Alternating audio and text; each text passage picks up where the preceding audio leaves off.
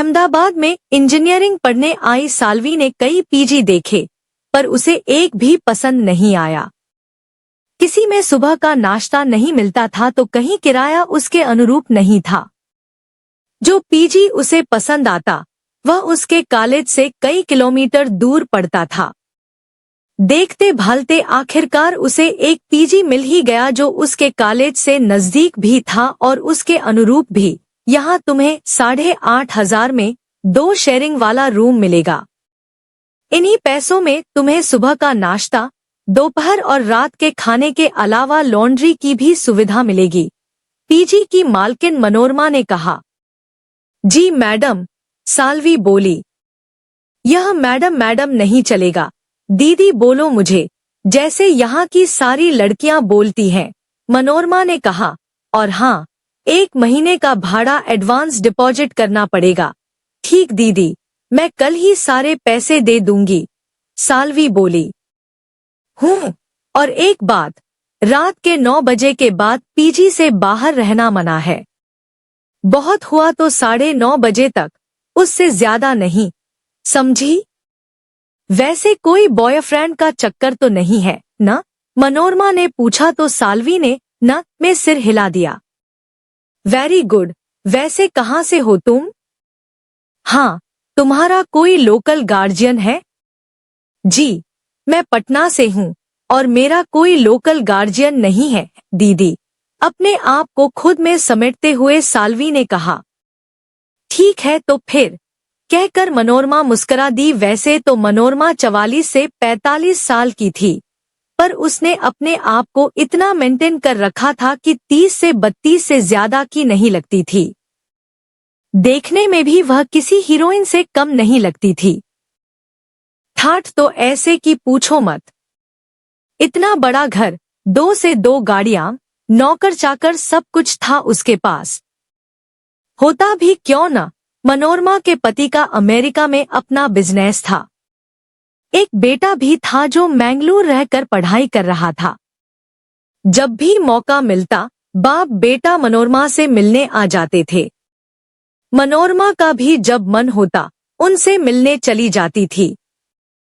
मनोरमा से बात करके साल्वी अपने कमरे में पहुंची तो वहां उसकी रूममेट निधि मिली। निधि ने मुस्कुरा कर साल्वी का स्वागत किया। आपसी परिचय के बाद निधि ने पूछा, साल्वी, तुम कहाँ से हो? जी, मैं पटना से, साल्वी ने जवाब दिया। ओह, और मैं इंदौर से, कहकर निधि मुस्कुराई तो साल्वी भी मुस्कुरा दी। यहाँ पढ़ने आई हो या नौकरी करने?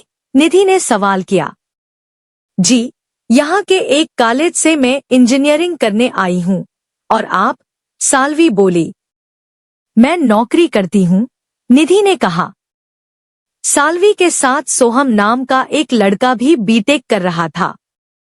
उसके साथ साल्वी की अच्छी दोस्ती हो गई थी। अच्छी दोस्ती होने का एक कारण यह भी था कि दोनों बिहार से थे।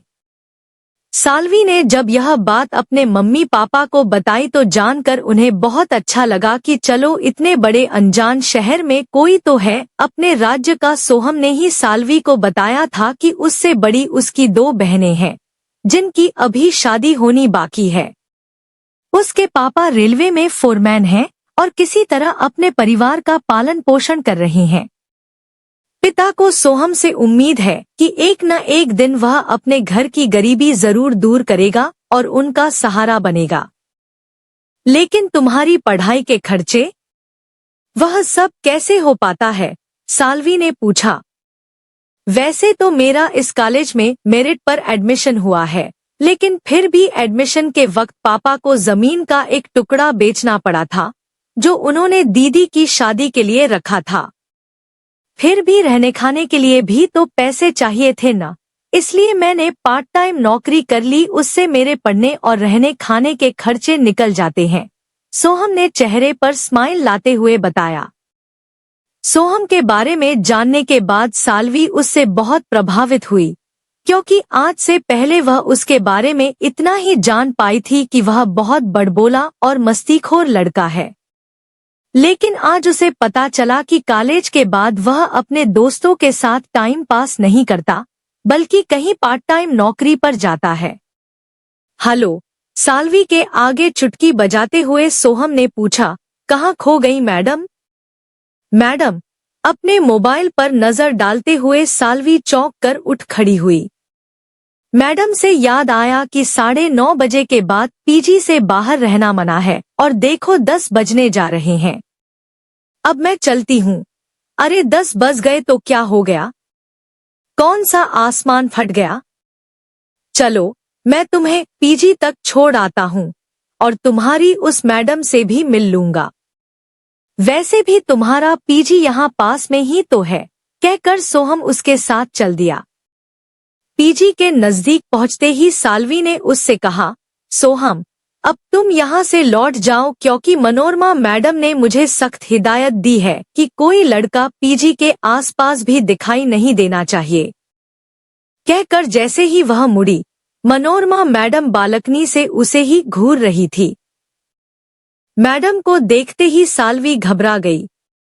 घबराहट के मारे उसकी जुबान तालू से चिपक गई तो सोहम नीचे से बोला, नमस्ते मैडम, हम एक ही कॉलेज में पढ़ते हैं, इसलिए हमारी दोस्ती हो गई। वैसे भी मैं यहीं पास में ही रहता। बोलते बोलते सोहम की भी घिघी बंध गई जब मनोरमा की घूरती हुई नजर उस पर आ टिकी। तुमने तो कहा था कि तुम्हारा कोई बॉयफ्रेंड नहीं। फिर?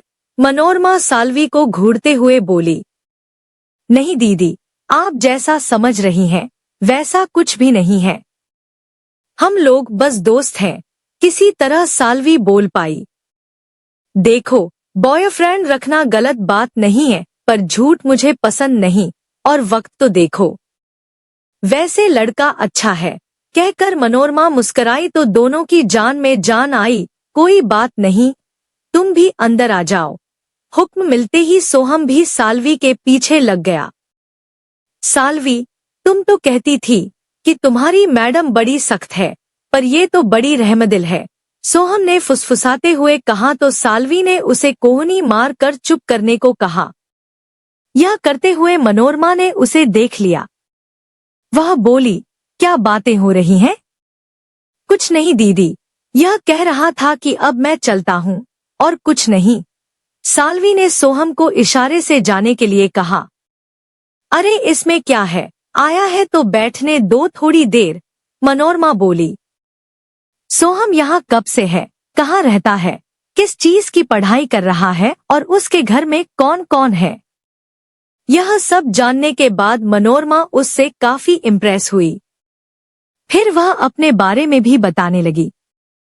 तुम्हारी ही उम्र का मेरा भी एक बेटा है जो मैंगलोर में मेडिकल की पढ़ाई कर रहा है।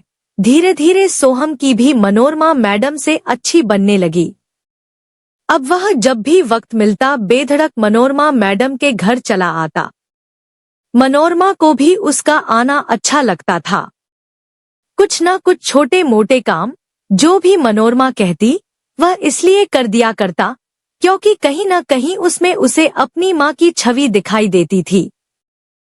फिर मनोरमा भी तो उसे अपने बेटे की तरह ही समझती थी।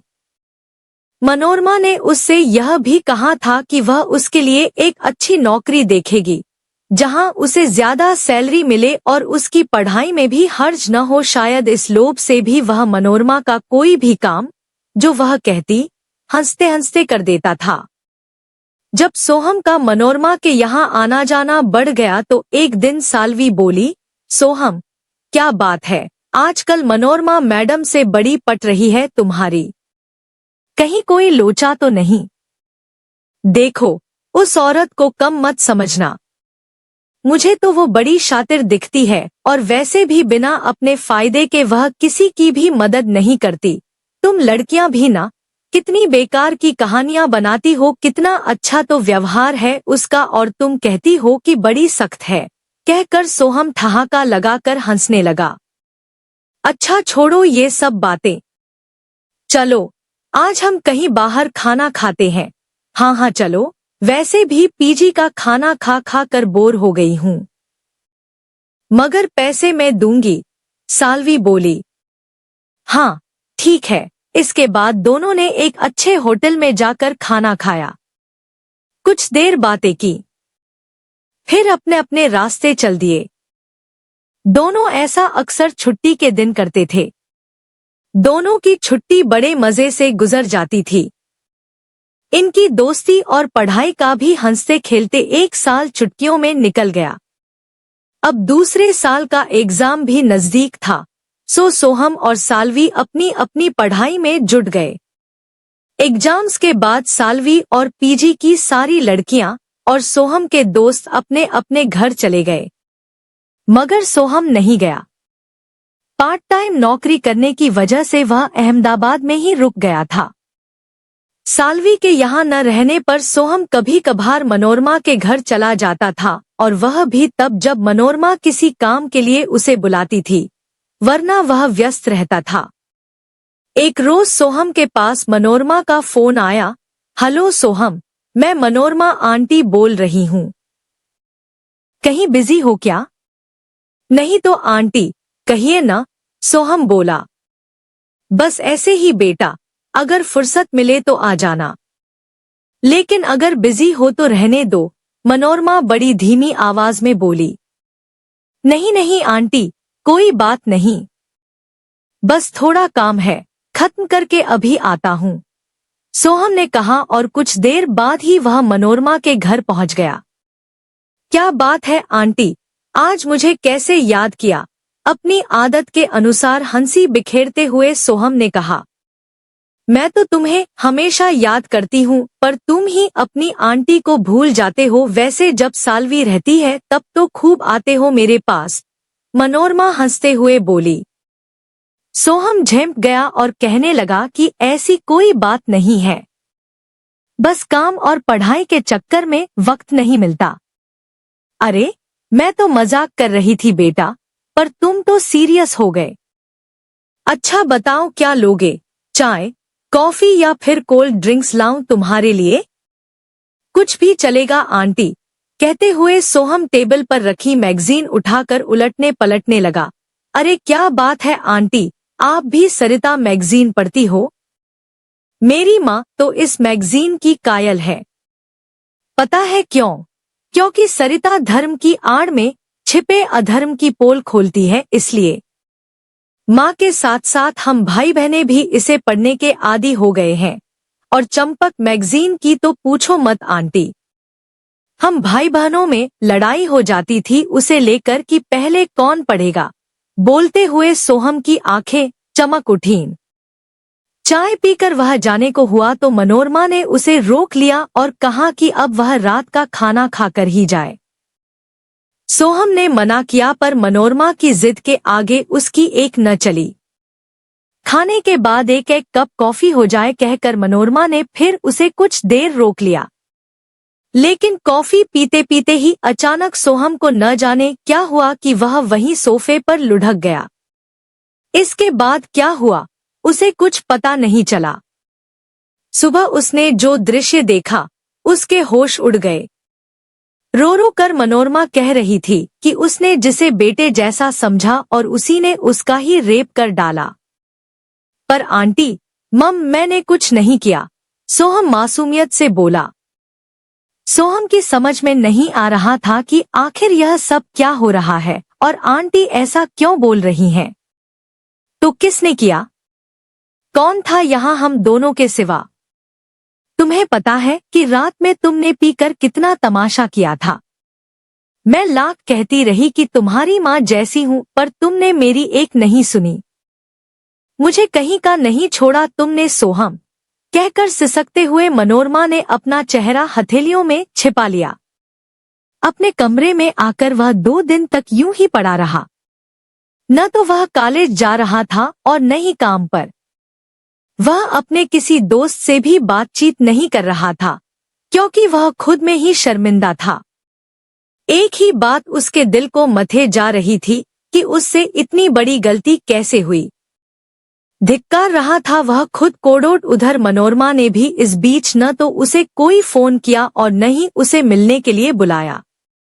लेकिन एक दिन मनोरमा ने उसे खुद फोन कर अपने घर बुलाया।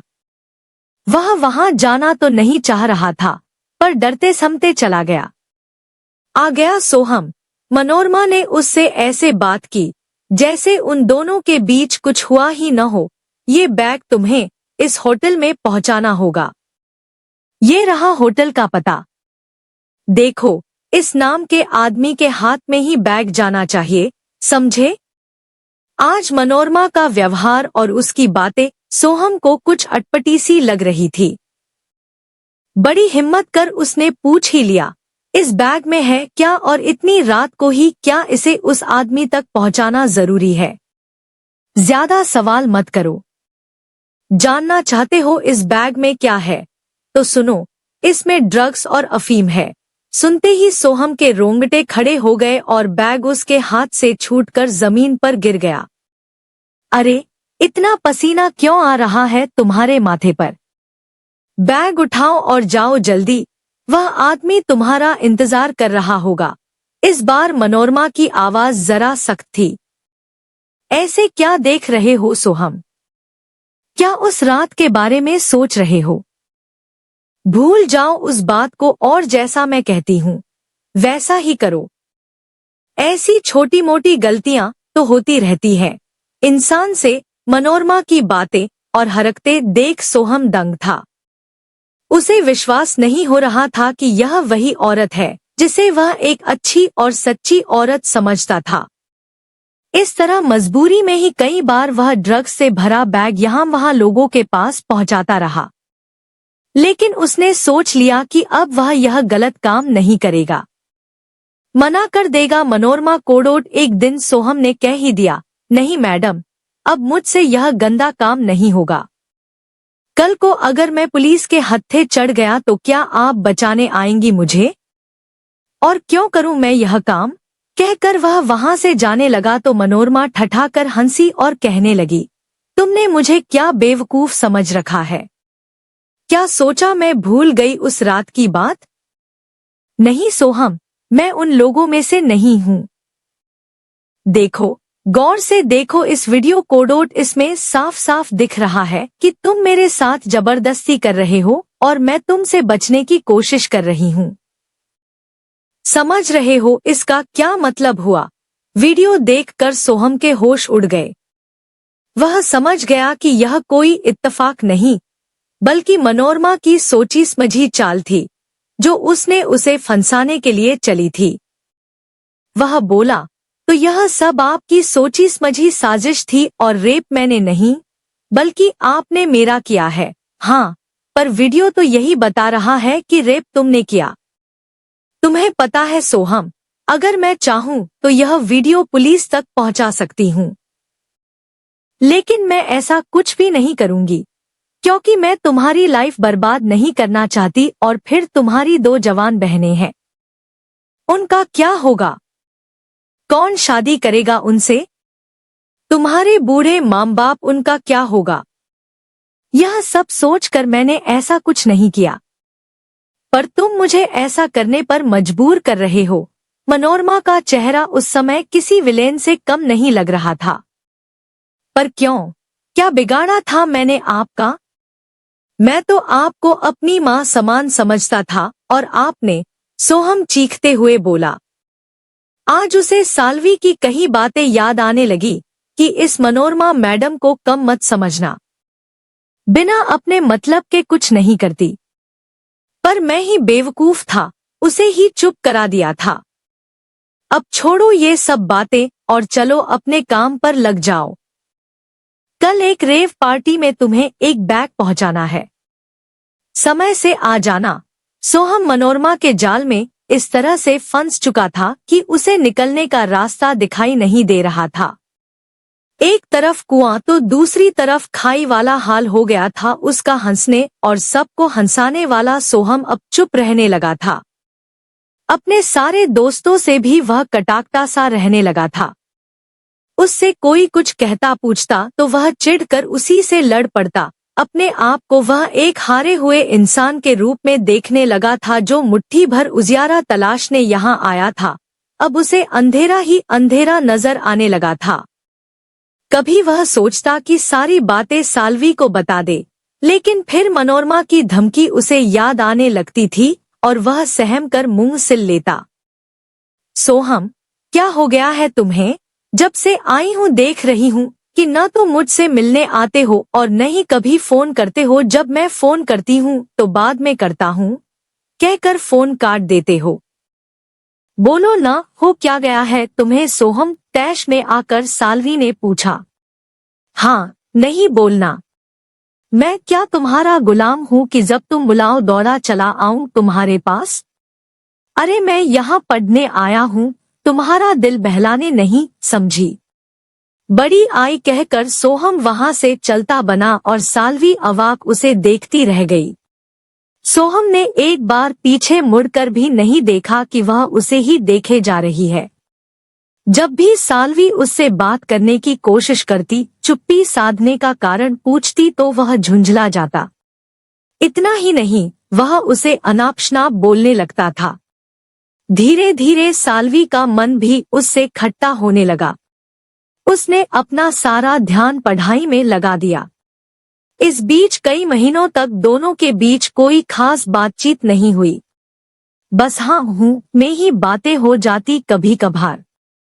सोहम तो जान रहा था कि वह ऐसा क्यों कर रहा है, पर साल्वी नहीं समझ पा रही थी कि अचानक ऐसा क्या हो गया जो सोहम उससे कटाक्षता रहने लगा है। एक दिन साल्वी ने सोहम को मनोरमा मैडम के घर से निकलते देखा तो वह हैरान रह गई।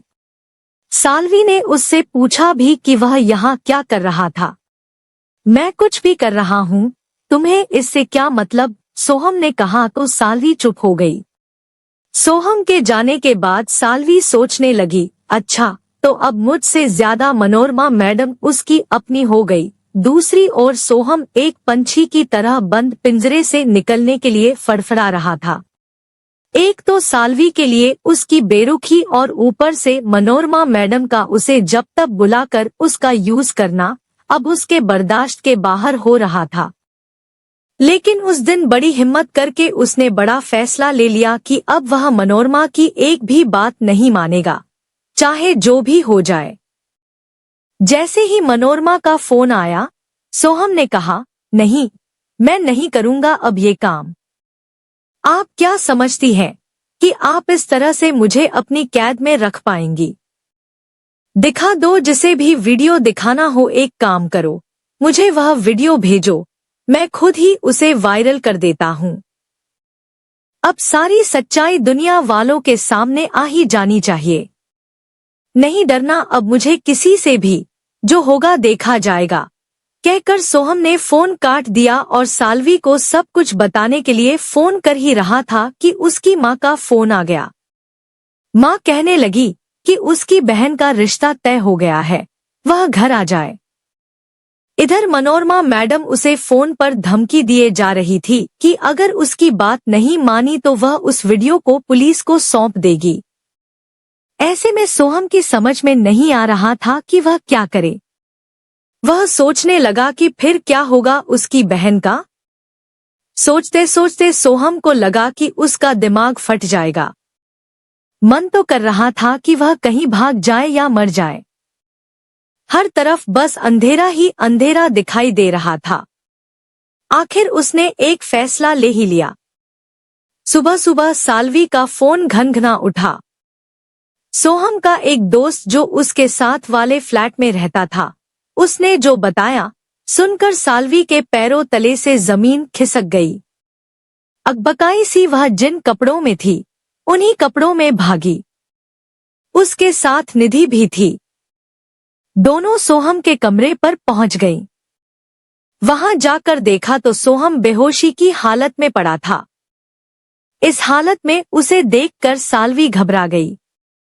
दोनों किसी तरह उसे पास के अस्पताल में ले गईं।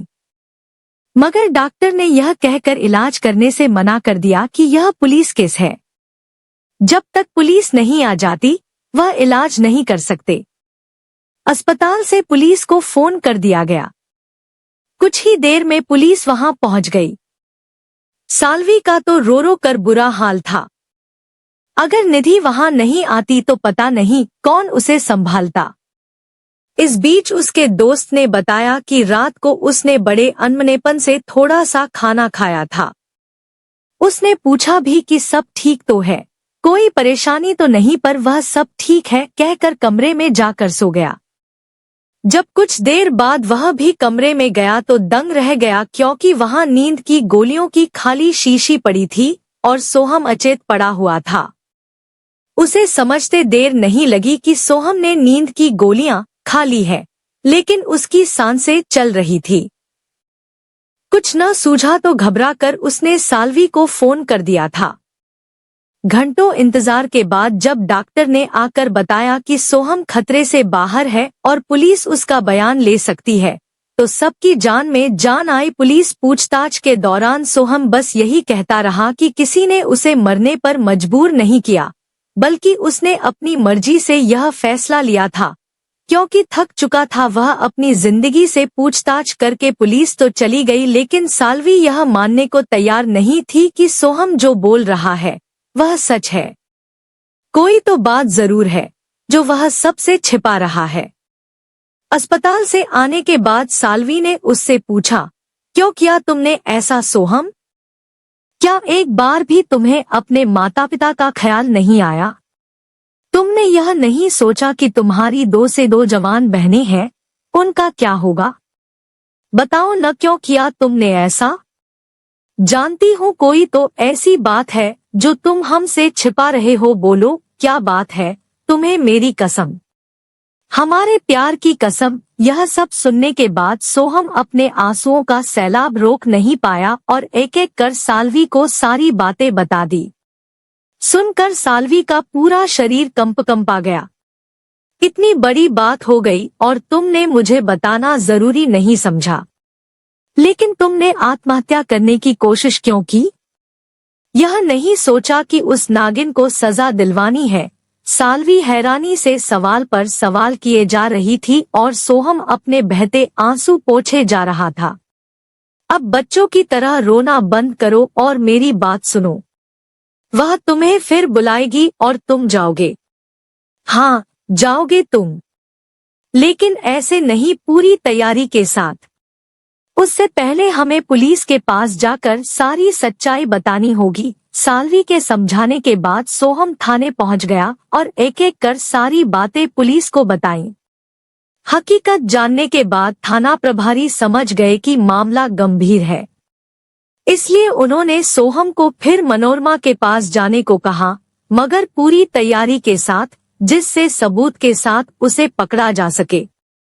4 से 5 दिन बाद मनोरमा ने सोहम को फोन किया। सोहम, कहाँ थे तुम इतने दिनों तक?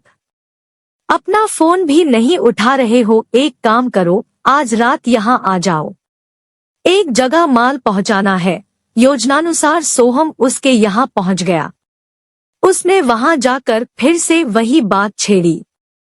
नहीं, अब मैं आपकी एक भी बात नहीं मानने वाला। और क्या लगता है आपको, आप अपनी अंगुलियों पर मुझे नचाती रहेंगी और मैं नाचता रहूंगा? नहीं, अब ऐसा नहीं होगा मैडम, पता भी है तुम्हें तुम क्या बोल रहे हो। 1 मिनट भी नहीं लगेगा मुझे तुम्हें सलाखों के पीछे पहुंचाने में, समझ रहे हो तुम? मनोरमा ने धमकी दी। हाँ, मैं सब समझ रहा हूँ और देख भी रहा हूँ कि एक औरत ऐसी भी हो सकती है। आपको पता है ना आंटी, उस वीडियो में जो भी है वह गलत है। मैंने नहीं, बल्कि आपने मेरी बेहोशी का फायदा उठाया और मेरे साथ। चुप क्यों हो गए? बोलो न कि मैंने तुम्हारा रेप किया। हाँ, किया, ताकि तुम्हें अपनी मुट्ठी में कर सकूं। बोलते बोलते मनोरमा ने अपने ड्रग्स के सालों से चले आ रहे धंधे के बारे में भी बोलना शुरू कर दिया। वह बोलती चली गई, मगर उसे यह नहीं पता था कि उसकी सारी बातें रिकॉर्ड हो रही थी और बाहर खड़ी पुलिस भी उसकी बातें सुन रही थी। देख लिया न इंस्पेक्टर साहब, इस औरत का असली चेहरा, पुलिस के साथ अंदर आते ही साल्वी ने कहा। अचानक पुलिस को अपने सामने देखकर मनोरमा के होश फाख्ता हो गए। जुबान तो जैसे हलक में ही अटक गई। किसी तरह मुंह से कुछ शब्द निकाल पाई। आप यहाँ किस लिए इंस्पेक्टर साहब? आपको नमस्ते करने के लिए मैडम, कहकर जब इंस्पेक्टर ने लेडीज कांस्टेबल को उसे हथकड़ी लगाने को कहा तो वह चीख उठी। किस जुर्म में आप मुझे हथकड़ी लगा रहे हैं? पता भी है आपको मैं कौन हूँ? अपने रुतबे की धौंस दिखाते हुए मनोरमा चीखी। मैं बताता हूँ कि तुम कौन हो। तुम निहायत ही बदचलन और बददिमाग औरत हो। कहकर सोहम ने एक जोर का थप्पड़ उसके गाल पर दे मारा और कहने लगा, तुम्हें क्या लगा तुम बच जाओगी और यूं ही मुझे इस्तेमाल करती रहोगी? आज तुम्हारे कारण मेरा परिवार अनाथ हो जाता। अगर साल्वी न होती तो शायद आज मैं इस दुनिया में ही नहीं होता। बचा लिया इसने मुझे और मेरे परिवार को भी शर्म नहीं आई तुम्हें अपने बेटे जैसे लड़के के साथ संबंध बनाते हुए? गुस्से से आज सोहम की आंखें धधक रही थी। उसके शरीर का खून इतना उबल रहा था कि वश चलता तो वह खुद ही मनोरमा की जान ले लेता, पर कानून को वह अपने हाथों में नहीं लेना चाहता था। इंस्पेक्टर साहब ले जाइए इसे और इतनी कड़ी सजा दिलवाइए कि यह अपनी मौत की भीख मांगे और इसे मौत भी नसीब न हो। गुस्से से साल्वी ने कहा, इसे ऐसी सजा दिलाना कि अब ये मुट्ठी भर उजियारे के लिए तरसती रह जाए। कहकर वह सोहम का हाथ पकड़कर वहां से निकल गई। प्राथमिक पूछताछ में गिरफ्तार मनोरमा ने पुलिस को बताया कि वह सालों से नेपाल से ड्रग्स मंगवाकर महानगर के विभिन्न बड़े क्लबों, रेव पार्टियों व अन्य रेस्तराओं में सप्लाई करती आ रही थी। वह कुछ युवकों को गुप्त तरीके से नेपाल भेजकर ड्रग्स मंगवाती थी। सोहम से मिलकर उसे लगा कि यह लड़का उसके धंधे को और आगे तक ले जा सकता है, इसलिए पहले उसने उसे अपने जाल में फंसाया और फिर उसका इस्तेमाल करती रही। मनोरमा के साथ इस धंधे में और कौन कौन लोग जुड़े थे, पुलिस ने उनका भी पता लगा लिया। खुद को बचाने और निर्दोष साबित करने के लिए मनोरमा ने एड़ी चोटी का जोर लगाया, लेकिन असफल रही, क्योंकि पुलिस के पास उसके खिलाफ पक्के सबूत और गवाह थे। मनोरमा को अब मौत की सजा मिले या उम्र कैद, सोहम और साल्वी को इससे कोई फर्क नहीं पड़ता। साल्वी के लिए तो बस इतना काफी था कि सोहम को इंसाफ मिल गया और मनोरमा को उसके कर्मों की सजा। सोहम को आज साल्वी पर गर्व महसूस हो रहा था। सोच रहा था कि उसके लिए इससे अच्छा जीवन साथी कोई हो ही नहीं सकता। उधर साल्वी भी सोहम की बाहों में मंद मंद मुस्कुरा रही थी। खुले आसमान के नीचे 2 मुट्ठी उजियारा उनके लिए काफी था। दोस्तों, ये कहानी आपको पसंद आई तो एक लाइक जरूर करिए, इससे हमें मोटिवेशन मिलता है। और अगर चैनल पर नए हैं तो सब्सक्राइब करना नहीं भूलिएगा। घंटी को जरूर दबाएं, जिससे नई कहानियों का नोटिफिकेशन आपको मिले। Bye bye.